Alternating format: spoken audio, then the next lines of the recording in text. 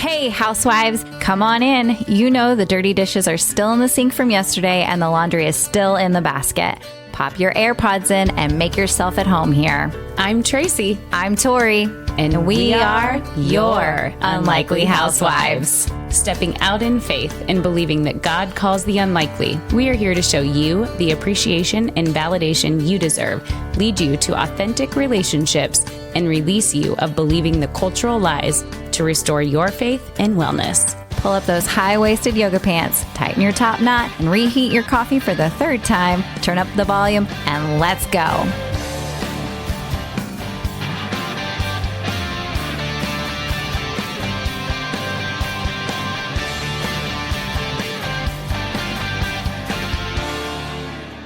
Hey, housewives, welcome back. Hey, housewives, welcome. Just us today. Yes. Not a couple guests on lately. Yeah, it has been really fun. Yeah. It's always a good change up when we have a couple of guests and then us and then guests. And we hope that if you guys are not loving, if you guys want to see a particular guest, please, we want your feedback. Yeah. We have got a series coming out this summer that we're super excited about. It's going to be probably the most intriguing thing, it's going to be, it's going to be thought-provoking, heart-tugging. That's a good one. There's a lot of things that we're going to discuss. So I'm very excited about that. And so we started to record some of those episodes and you guys are it's going to be really good. And I think it's going to be great resources for people. Absolutely. Yep. So all that being said, what are we talking about today? So this was something that I forget the situation that sparked it. But it was something I was either talking to you about it or I was talking to somebody else about it, obviously, or I was talking to myself and I could have been very well been that. That is part of being an only child. It is part of being the only child. It's just scary when I answer back. So I wanted to discuss birth order, like the personality stereotypes. Now, you've got 4 kids. I have 2 kids. You also have a brother who's older. Okay, older. How many years? 3. 3. Okay. And I'm an only child. And I'll say from Andrew's standpoint, he's the baby. His brother is 6 years older. His sister's 4 years older. And so I kind of wanted to discuss the dynamics of this because the stereotypes, everybody has their own opinion. Like you can find a study that says, these stereotypes are absolutely, myths and they're not true at all. But they're stereotypes for a reason because there is a good majority of them that are real. Like that's why we have stereotypes. Well, and I think that's the conversations that come about even just at church this Sunday, I was commenting to a woman who was greeting and she had her baby on and I walked up to him and he just lit up and, he was just like so animated and I was like, oh my gosh, he's, probably, 8 months old. Like just so cute. And she's like, oh my gosh, she's like, his demeanor is the absolute best. She starts talking and I don't know. It was the first time meeting her. And I was like, so is that your third? And she was like, how'd you know? And I was like, that's funny. So it was one of those moments where, there are certain things that each kid kind of just comes with. Yes. But the other thing too is I want to talk about because I don't think my kids match the stereotypes, which is crazy. Okay. So let's start with saying what just kind of the basic stereotypes are. All right. So firstborn stereotype, natural leader, ambitious, responsible. So then you've got the middle children. So if you got 2, 3, okay. Social butterflies, peacekeepers, fairness obsessed. She's already thinking. Okay. Now, the baby or the youngest, free spirit, risk taker, and charming. So now there's some thoughts of why these are true. So obviously the order of the kids, life, the family dynamics have obviously changed. Yeah, biological order. Yeah, right. When they come into the world and the parents and being the first child they're parenting. Like there's so Right. much that goes with that. And then you get a little bit better with the second. And by the third, you're like, I don't even know what I'm doing. Exactly. Right. You're constantly reminded that you don't even know what you're doing. And then, but then two is like the stereotype for the last one is like, meh, we gave up by like, like it was just like, oh yeah, the baby got away with everything, and that I was raised so different. Da, da, da, da, da. Okay. So I want to talk, let's start because you have a family, you have 4 kids. So far with those 4 stereotypes, who's spot on? Are all of them spot on? Or pretty close. Very close. Like it's so funny with just talking about birth order, which it's funny that we're talking about it. It is in conversation a lot when you start talking with other people who have multiple kids. Like it's normal to say like, oh yes, yeah, that's my oldest 2, or yep, those are my middle children, And it's funny how, and I have to put my coffee down for this because this mom and I did it this weekend. We're like, yeah, our firstborn is like that, like making this hand motion of like total type A, Yes. And it's funny because I would say yes, that mine, he just handles everything on his own. He's very independent and has been, it's being the oldest of 4, it's like there was this huge season where he was the leader of the pack and was like, we'd be at the store and I'd have one in a front pack carrier and he would be holding the hand of another one and, just like managing the ducks with me, kind of like my sidekick. Okay. Yeah. So there was that leader role. And then once he hit that like early teenage years and he kind of started on his own, he was like, peace out, and like had to go discover himself without the 3 ducks. Yes. So there is a lot of that like transition that happened there. But I would say that in a family dynamic way. Like outside of the family, he's very much a leader. Well, right. Yes. Right? So he's very ambitious. Mm-hmm. He will work hard. He knows that he can work harder than anybody else. Like, so outside, while his dynamic, he's not necessarily the leader of the sibling group anymore. He's still the leader. He's still ambitious. He's still responsible. Stereotypes. Outside of the family. Yeah. And then I would say the middle 2 are pretty accurate. Like my second is my daughter, and she's very independent as well. So she takes on firstborn characteristics and middle child characteristics. Okay. And I'd be curious, with other people who have 4, if they see that dynamic as well. Yeah. And I think that's because when that secondborn comes, and this will relate to you, like that firstborn now, yours are a lot closer in age. So maybe not What's the separation between 2 years? Every kid is 2 years. Okay. A little over 2 for the top. The middle 2 are 22 months. So less than 2 years. But when you're like figuring out how to parent, that first child is the one that you are figuring everything out first. Right. So you have a baby. You're like, okay, I've got this. I know how to put him down for naps, feed him, change the diapers, do all the things. Those aren't hard anymore.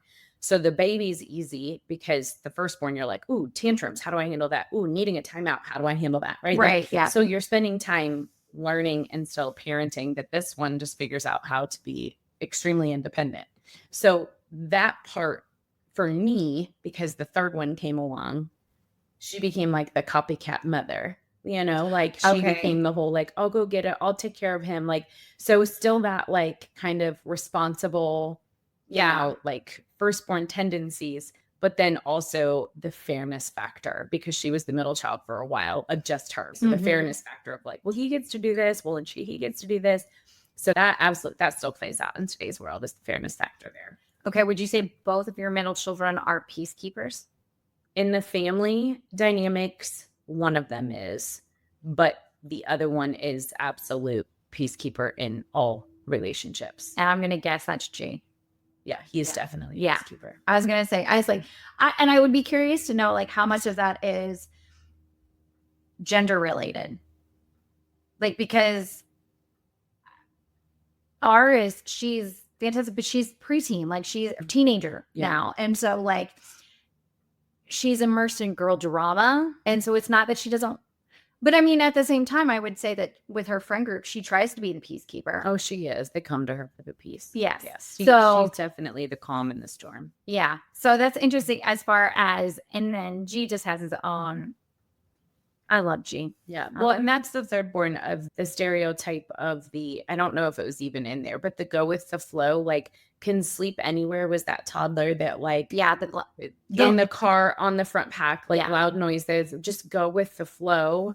And that demeanor, I think, came with him as he, I would have to say that it has got to be either a youngest trait, right? Go with the flow, but also just like the third on, because they all do have to learn. Like they just go because, well, we've got to do this and this. Like the first two, you're in different seasons for the first two, right? So that, okay.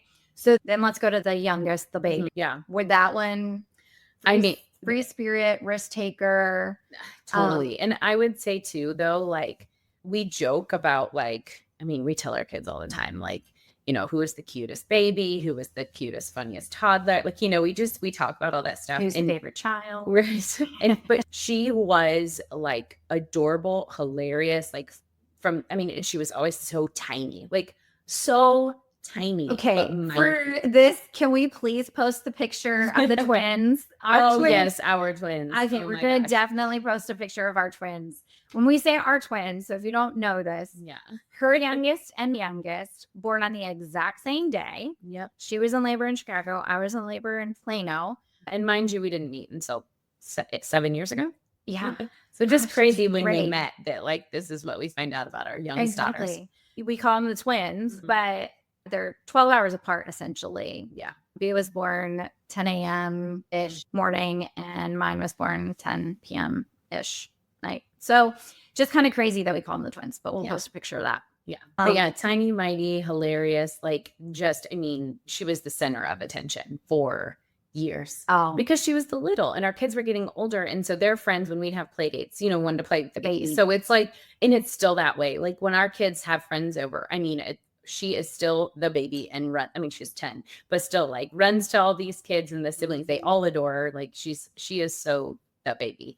Yeah. And I still call her my baby. And I told her she'll always be called my baby because that is what she'll always be. Right. Well, and I think that's for our children anyways. Like you're going to call him your baby. He's always, it doesn't matter how much taller she gets. Yeah. He's always going to be. Okay. So now, would you say that those stereotypes match for you and your brother out of two kids? Yeah. Oh, yeah. He's firstborn. He's the leader. He's the one that, he manages all things, takes care of all the people. And like, that's definitely him. And I'm totally the baby. I'm the one that, pushed all limits. And my nickname was Cheerful. And I was like, just always around and just like, hey, who wants to do this? Who wants to do this? Like, I just was the go with the flow and happy-go-lucky and totally gave my parents their gray hair. And I was going to say, and gave them pals. I wasn't terrible. I was actually a really good kid. At least I was. They were. All right. The statute of limitations is up. They can't prosecute you if you'd like to confess. Well, okay. So I would say for mine too, I would say E. Your oldest. Yeah, my oldest. I would say she is the leader. She likes to be in charge. And I would say that she's not the mother hen. Like she's not going to take care of everybody. She's going to expect you to delegate. She's going to delegate. She's bossy. I would almost compare her to only child. And I would see that as an only child, but there's a difference between me being an only child and the way that she is. Like she has people to do it, which turns into BJ. Yeah. Jay is second. She is the baby. But she is helpful. She is thoughtful. She is cautious. Her love languages being physical touch and quality time. Like Ems is going to be like, peace out as soon as she graduates and like move out. So I'm curious on that then, because you did say that that she's like an only child. Well, when she was your only one, she was the only child, and you only knew only child like activities, communication, like the way you were brought up. Maybe you nurtured that only childness into her a little bit because it's what we know and how we were raised. And it's funny because I would say that not that like Parker doesn't, or my oldest doesn't have the only child tendencies. It's that we were, from our friend group status, like we were the first to have kids. And so we were like the oldest. We had a lot of friends that were in there. Like Chris and I were just the old couple, you know, we were 27, 28. And we had a lot of friends that were just a couple years younger than us and just getting married and didn't start having kids like we did. And so our son would say, when are our friends coming over? And he's talking about mine and Chris's friends, like the adults, like those were his friends. Okay, so but I would say that as an only child, that's what I was used to. Exactly. That's what I'm saying. He started out that way and kind of got some of those tendencies because our friends were his friends. But I wouldn't say that. I wouldn't say that about E. Okay. I don't think that like. So maybe it's just more the tendencies that you nurtured into. Maybe. I don't. But it's like So like I, as the only child, I would like. My parents raised me very independently. Like if I wanted it, I had to put all the dots together, and then that was it. I mean, it was, and I think I've said this before, I've shared the story, is like, if I wanted to go to the movies with my friends as a preteen, it was, okay, check the newspaper for all your movie times, and then call to find out how long the movie is. Then coordinate with your friend, like talk to all my friends and find out like whose parent can take, who's there. And then I would tell my mom, like, if you can drop me off here, then so-and-so's going to pick us up and there. Like my mom did not plan a play date. That was not, and yeah, that was not her. She's like, if you want it, make it happen. You're good. It was also like go ask the coach yourself or go talk to the teachers. That was stuff that she put on me. And again, I mean, as a kid, it was just, and I would say that on the friends aspect, I was raised hanging out with all adults because my parents were older when they had me. So their friends, their kids were older. So I was usually the youngest, and I would say so young, in fact, that those kids were preteen. Those were gone. They didn't come over with the family when the couples hung out, parents hung out. Yes, exactly. And so also my parents had a lot of friends that just didn't have kids close by, or because my parents have a lot of friends that are much older than them as well. But so it was just like, I knew how to hang out with adults. I knew how to entertain myself. I knew how to have a conversation with an adult, like, and ask questions and answers. And I have a question. How old were you when you started like traveling without your parents? Because that's one thing that like was real young for you. No, I would say it's actually backwards. I was really young when my parents started traveling without me. So that was that. My parents I very clearly remember having sitters when my parents would go on a trip or something like that. Now in high school, yeah, so 9th grade, maybe 8th and 9th, I did travel to dog shows with a handler, so an adult, and I worked those weekends and did that. But that was like 1 or 2 nights, nothing major. But I specifically, so I was traumatized at an overnight camp. No. Yes. Oh, it was, yeah. Overnight. One, I didn't like sleepovers. 2, the Camp El Har. I don't know that it still exists, but it was my first overnight camp. It was the summer before 5th grade, and it was like 7 nights. Like it was one of those. Yes, it was. And so I had done the day camp for years, and Jess and I were going to do the night camp. This was the first time, and her stepbrother was doing the day camp, and tears. I mean, on the bus right there was tears. I was just, I regretted it as soon as that, And I remember because our counselors all had fun names. Her name was Barfield. And I would cry every single night, and I would write letters.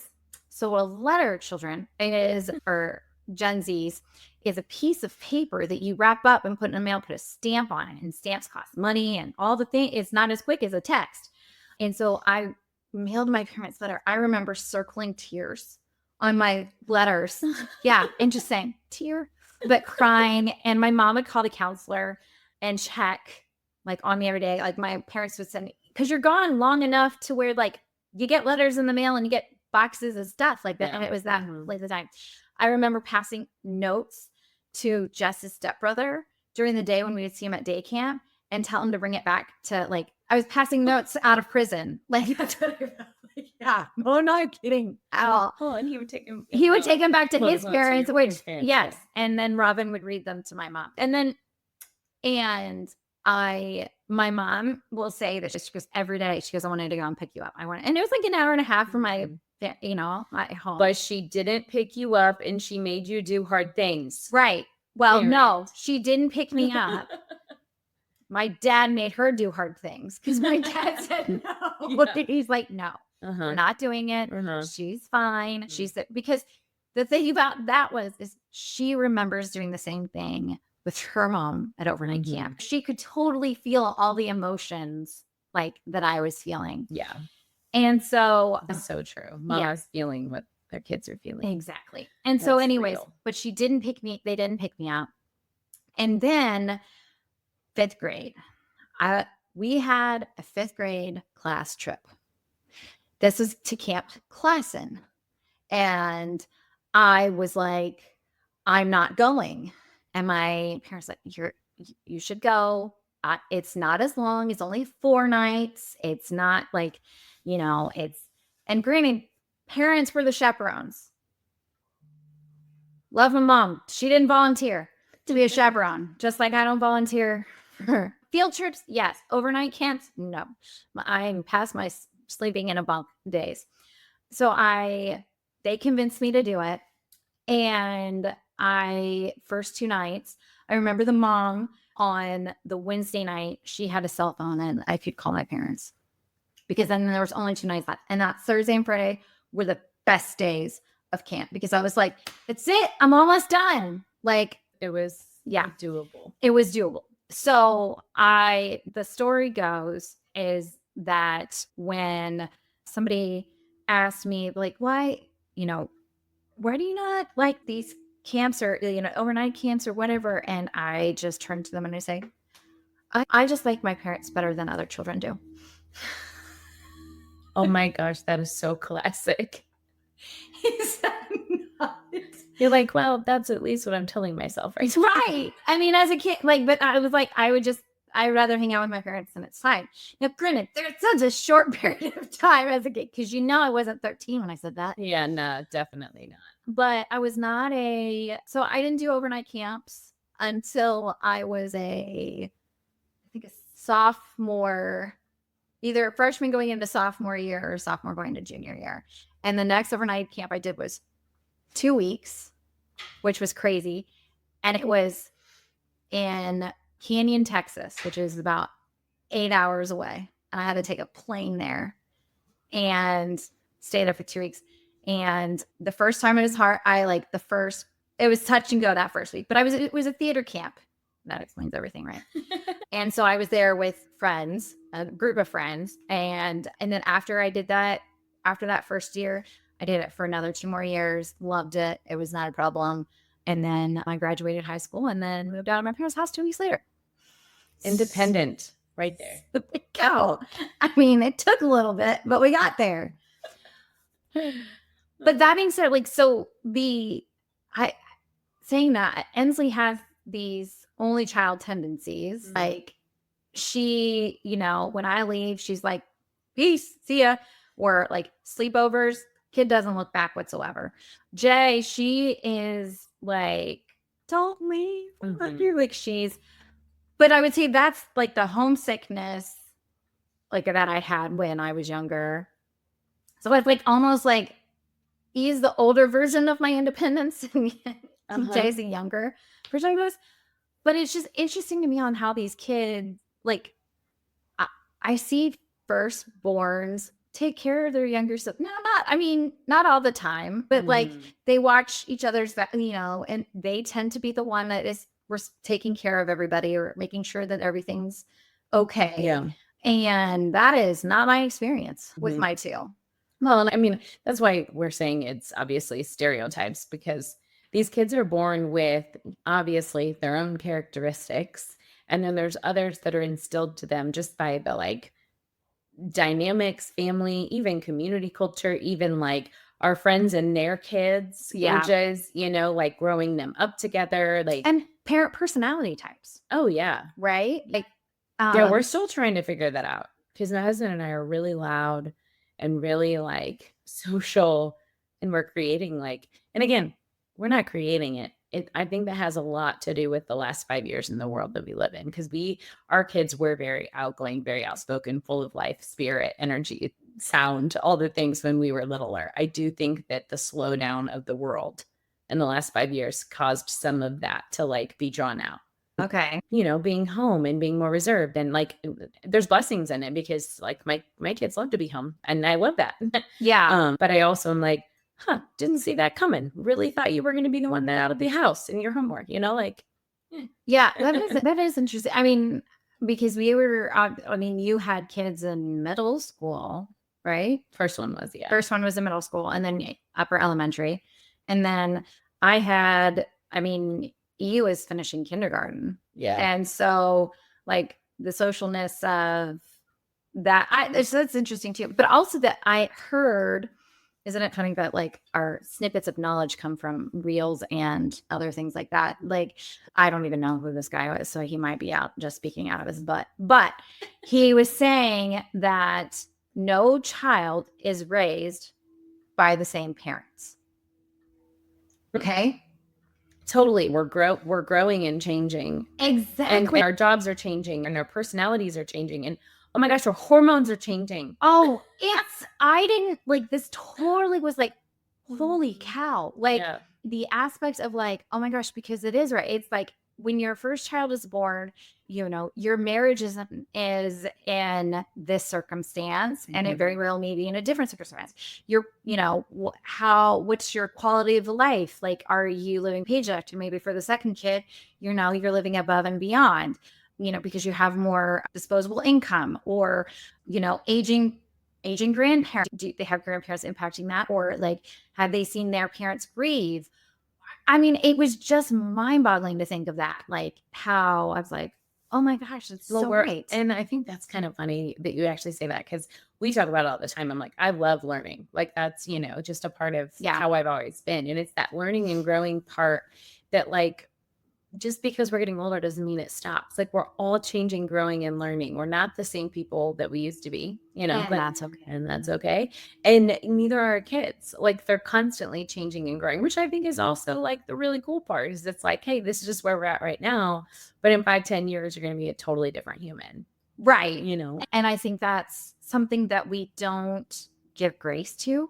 Yeah. Do you think that's like, and maybe grace to ourselves? Like we also realize like, we tell ourselves that our kids are raised by the exact same two parents, that they're like, how are they so different if we have, the prodigal child and then the angel, like, because they get to choose. They get to choose. Free will. Yes. But at the same time, it's like, how does the pastor's kid, like you have one that's the absolute saint and goes the route of continuing into ministry, and then you have the other one that completely defects and is like out. I'm like, I don't want anything to.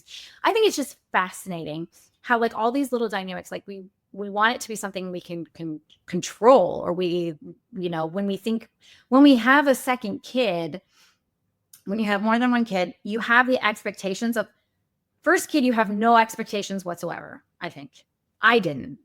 For the record, the first I ever changed was E's. I had a lot of expectations. And I think that was probably actually my downfall. I was like, this is going to be like easy. And you had the mothering. Yes, the nurturing. Like, yeah. And then you're like, what the heck? Why is it so hard? Yeah. Yeah. There is a picture, and I will post it. So remind me to do that. Me in the hospital holding E. We were checking out of the hospital. I was getting discharged. And it is the deer in headlights look like, oh my God, they're letting me take home this tiny little baby that I'm supposed to keep in. And the other thing too was for me, like a stay-at-home mom was not my long-term vision. Like I did not think I was going to be a stay-at-home mom. That was something that was not on my bingo card for Tori's adult life. But it was just, yeah, it was, but you have all these, and then the second kid, the first kid's got to be, do I say good enough? Like to one another one. I remember traumatized enough. I remember like, and again, that's funny because our oldest didn't sleep through the night till 14 months.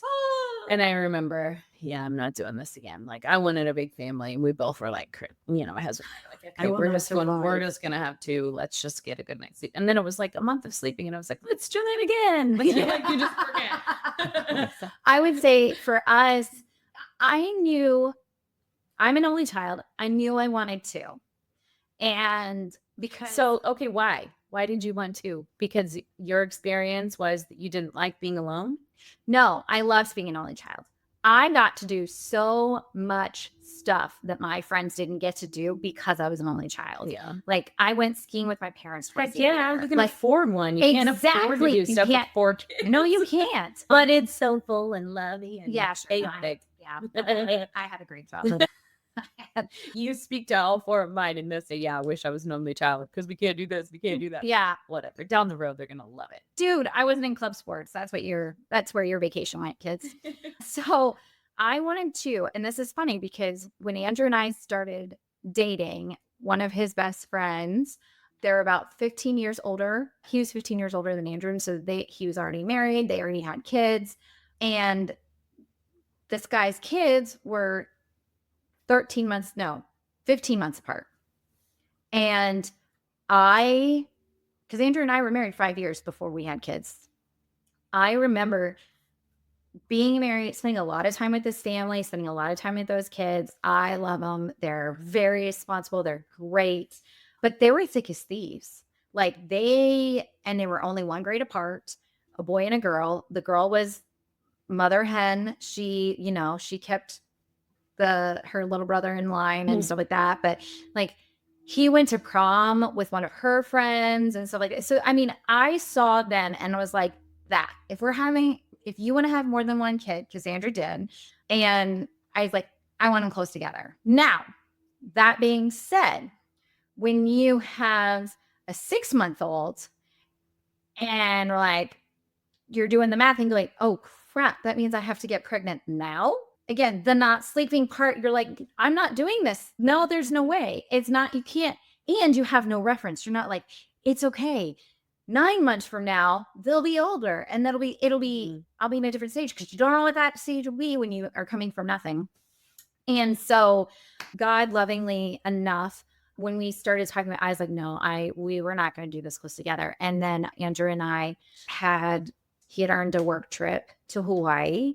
And I was thankful enough that we were able to go. My in-laws stayed with E at home. She was 7 months old. And that is, I don't know if you're aware, from Dallas, it's an 8-hour flight. And I was pumping. So every 4 hours throughout my vacation to Hawaii, I was pumping. I was waking up at 2:00 in the morning to pump because my goal was to breastfeed for an entire year. And so I'm doing this. And the whole time I'm doing this, like, it's less and less milk. And I was doing this because I knew, like, I have to keep the production. And I was just pumping and dumping and whatever. It's not, knowing it wasn't going to go to her or whatever. But like, I just felt this overwhelming. Come to find out, the reason that I was not producing as much milk was because I was already pregnant, came home from Hawaii and found out I was pregnant with Jules. And that was like, oh God, that's jokes on me because I said, no, thank you. I said, I'll take care of this for you. And so just so you know, Plum Gray doesn't work. Oh shit. And it's a lie that if you're breastfeeding that you can't get pregnant. No, you can't. So just for our young moms out there, just wanted to share that with you. So I want to end on that. Well, there you go. There's our birth order. Birth order. So that is, oh gosh, this is good. This is fun. I had the best time doing this. I think I challenge myself every single episode to have an oh shit moment. Yep, it works. It works. Yep. And I hope y'all are highly entertained by it. So, I do want to say this. Just if you have one child and you only want one child, or God blesses you with one child and, you may want more, but that doesn't come to fruition, it is okay. I want to encourage you with that. It is absolutely okay. Having one child, being an only child, again, I loved being an only child. I was prepared more for life, more than my counterparts and peers were in high school. I knew how to, I was a lot more independent. I got to experience things with my parents that my friends, like you said, when you have 4 kids, you can't necessarily afford. I had quality time with my parents. I spoiled, yes, probably, but I'm also a girl and a daddy's girl at that. So there is that. So you do have that balance, but I don't want you to, because I know it gets, when are you going to have another one? Yeah. Like that. Don't let that bother you. And don't think that you're depriving your child of some kind of experience by not having a sibling, because I wouldn't trade it for the world of having a sibling. I mean, I've got great sister-in-laws, I've got great brother-in-laws, and I have that. But one of my greatest things that